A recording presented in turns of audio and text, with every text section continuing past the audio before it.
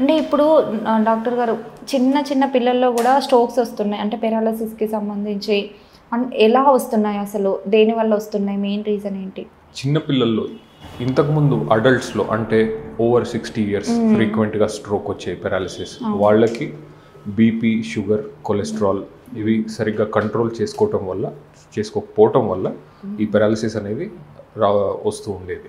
వీటికి కొన్ని మెడిసిన్స్ ఇచ్చి మేనేజ్ చేస్తూ ఉండేవాళ్ళు.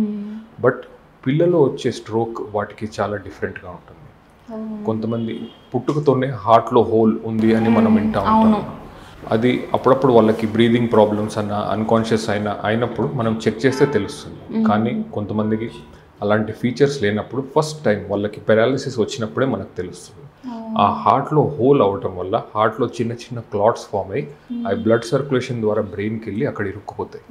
అక్కడ ఇరుక్కుపోవటం వల్ల బ్రెయిన్ టిష్యూ డ్యామేజ్ అయ్యి వాళ్ళకి పెరాలిసిస్ రావటం అనేది జరుగుతుంది. ఇంకొక కాజ్ ఏంటంటే కొన్ని blood cell disorders, sickle cell anaemia అంటాం.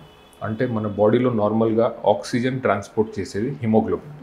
మనము పీల్చే శ్వాసలోంచి ఆక్సిజన్ తీసుకెళ్ళి అన్ని ఆర్గన్స్కి అందిస్తూ ఉంటుంది.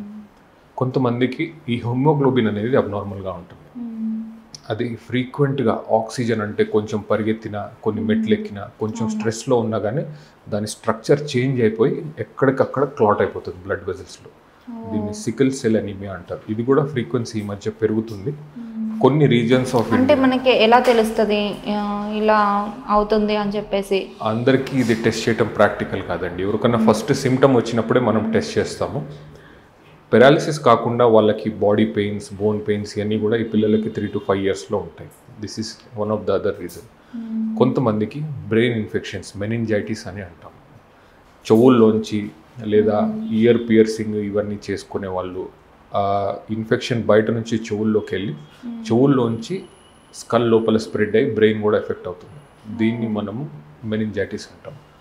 ఆ ఇన్ఫెక్షన్ వల్ల బ్రెయిన్కి సప్లై చేసే బ్లడ్ వెజల్స్ అన్నీ ఎఫెక్ట్ అవుతాయి. ఆ ఎఫెక్ట్ అవడం వల్ల కొన్ని రీజన్స్కి బ్లడ్ సప్లై ఆగిపోయి అక్కడ బ్రెయిన్ టిష్యూ డ్యామేజ్ అయ్యి పెరాలిసిస్ అనేది జరుగుతూ ఉంటుంది. టీనేజర్స్లో ఇంతకుముందు లేనిది ఇప్పుడు మనం చూసేది డ్రగ్ అబ్యూస్. కొకేన్ లాంటి డ్రగ్స్ చాలా strong vasospastic agents. Vasospastic agents అంటే ఏంటంటే మన బ్లడ్ వెజల్స్ని సడన్గా ఇట్లా కొంకర్లు పోయినట్టు కాంట్రాక్ట్ చేస్తాయి. ఆ డ్రగ్ ఓవర్ డోస్ కాకుండా నార్మల్గా కన్జ్యూమ్ చేసే డోసెస్లో కూడా, రిక్రియేషనల్ డోస్లో కూడా ఆ రియాక్షన్ అనేది ఎవరికైనా జరగచ్చు. అలా బ్లడ్ వెజల్ కాంట్రాక్ట్ అయినప్పుడు ఐదర్ హార్ట్ లేదా బ్లడ్కి ఒక ఫ్యూ సెకండ్స్ బ్లడ్ సప్లై ఆగిపోతే ఇవి చాలా సెన్సిటివ్ ఆర్గన్స్. మన బాడీలో ఉన్న 20% ఆఫ్ మనం పీల్చే ఆక్సిజన్, మనం తీసుకునే ఫుడ్ కానివ్వండి, బ్రెయిన్ని ఫంక్షన్ చేయడానికే సరిపోతుంది. వేరే ఆర్గన్స్ అన్నిటికీ 80%. ఆ ఫ్యూ సెకండ్స్ ఆగిపోవటం వల్ల వాళ్ళకి సడన్గా బ్రెయిన్ టిష్యూ డ్యామేజ్ అయ్యి పెరాలిసిస్ రావటం అనేది జరుగుతుంది. ఇది మనం రీసెంట్గా లాస్ట్ 10-15 yearsలో చూసే కొత్త కారణం స్ట్రోక్ కోసం.